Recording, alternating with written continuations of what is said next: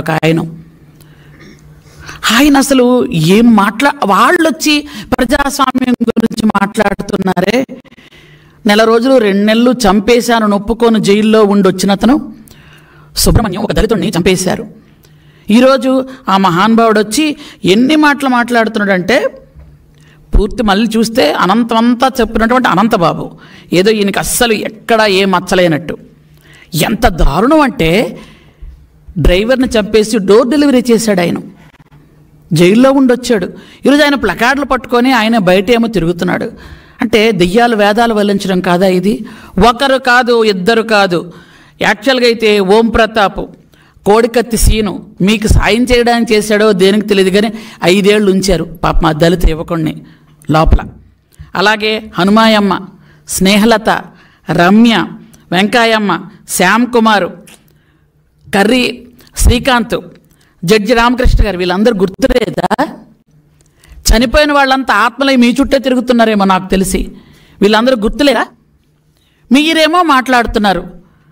నిజంగా మీకు ధైర్యం ఉంటే, నిజంగా మీరు ప్రజాస్వామ్యాన్ని కోరుకొని ఉంటే మీ చిన్నాన్ని ఎవరు చంపారో సిబిఐ ఎంక్వైరీ వేయండి. సిబిఐ వాళ్ళు వస్తే బాంబులేస్తామని బెదిరించి పంపించిన మీరు కూడా ప్రజాస్వామ్యం గురించి మాట్లాడుతున్నారేంటి జగన్మోహన్ రెడ్డి గారు? ఏమి విడ్డూరం అండి ఇది? సిబిఐ వాళ్ళు వస్తే తరిమేసిన మీరు, బాంబులేస్తామని బెదిరించిన మీరు, పోలీసులను కూడా తరిమి పంపించిన మీరు ఈరోజు ప్రజాస్వామ్యం గురించి మాట్లాడతారు. రాష్ట్రపతి పాలన కావాలట నెల రోజులకే.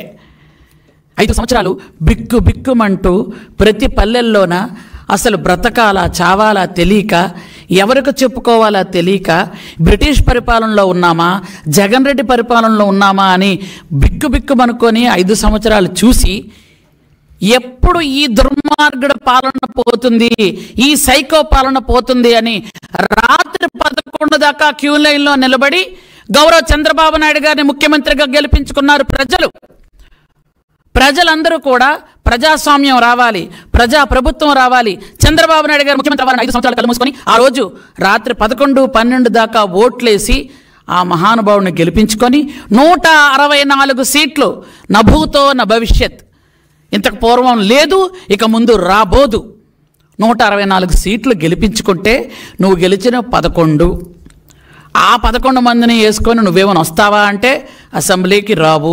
5 నిమిషాలు నీకు ఓపిక ఉండదు. వచ్చిన 5 నిమిషాల్లో వెంటనే తిరిగి వెళ్ళిపోతావు. ప్రమాణ స్వీకారం చేయడానికి కూడా నీకు ఓపిక ఉండదు. నువ్వా ప్రజాస్వామ్యం గురించి, ప్రజల మంచుల గురించి, బాగోగుల గురించి మాట్లాడేది? ఎందుకంటే ఇలా ఎక్కువగా మాట్లాడి అసలు నీకు పరువు లేదు, అది వేరే విషయం. ఉన్న పరువుని ఏమాత్రమైనా అది తీసుకోవద్దు. ఎందుకంటే ప్రజలు నిన్ను చీకొట్టారు, నువ్వు వద్దు అనుకున్నారు, నీ పరిపాలన వద్దు అనుకున్నారు, అసలు నీ అజమాయిషి వద్దు అనుకున్నారు, నీ పరదాలు వద్దు అనుకున్నారు, నీ కక్షాదింపులు వద్దు అనుకున్నారు, నీ తాలూకా బిల్డప్లు వద్దు అనుకున్నారు, నీ తాలూకా వెకిల్ నవ్వులు వద్దు అనుకున్నారు. కాబట్టి అలా నువ్వు 5 సంవత్సరాలు రెస్ట్ తీసుకుంటే బెటరు. ఎందుకంటే ఇంకా చాలామంది ఏమనుకుంటున్నారంటే ఎవరికైనా చూపించండి రా పాపం అని అనుకుంటున్నారు. ఎందుకు ఆ లెవెల్కి తెచ్చుకుంటావు?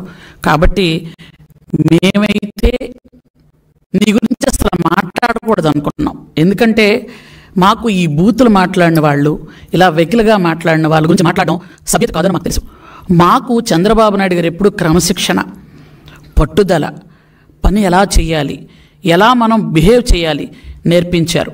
నిజంగా మేము కక్షాదింపు చెయ్యాలి అనుకుంటే చంద్రబాబు నాయుడు గారు ఒక్క కంటి చూపు చాలు, మేమక్కర్లేదు. ఇంతవరకు మీతో బాధించబడిన కార్యకర్తలే నిజంగా మిమ్మల్ని ఏమైనా చేయగలరు. కానీ మా బాబు గారు చెప్పింది ఏమిటో తెలుసా? వాళ్ళు తప్పు చేశారని మనం తప్పు చేయకూడదు, వాళ్ళు గడ్డి తిన్నారు కాబట్టి మనం అలాంటి పనులు చేయకూడదు. మనం ప్రజాస్వామ్యబద్ధంగా మనం వాళ్ళని శిక్షించాలి తప్ప మనం వాళ్ళు కొట్టారంటే మనం కొట్టడం అలా చేయకూడదు అని చెప్పినటువంటి మా దేవుడు లాంటి మా చంద్రబాబు నాయుడు గారి మాట విని ఈరోజు ఎంతో కష్టపడుతున్నటువంటి, హత్యలకు గురైనటువంటి, ఎంతో ఇబ్బంది పడిన కార్యకర్తలు కూడా ఊరుకున్నారు. మనం చంద్రబాబు నాయుడు గారిని ఎక్కువ కష్టపడ్డామా? 53 రోజులుగా ఏ కారణం లేకుండా జైల్లో వేసి కనీసం భార్యని పిల్లలు కూడా చూపించకుండా, మనవణ్ణి చూపించకుండా ఆయన ఎంత ఇబ్బంది పెట్టారు. వేడి నీళ్ళు ఇవ్వకుండా, ఒక ఫ్యాన్ ఇవ్వకుండా, ఒక పేపరు పెన్ను ఇవ్వకుండా ఆయన ఎంత ఇబ్బంది పెట్టారు. మంచి భోజనం ఇవ్వకుండా ఇలా చేసినటువంటి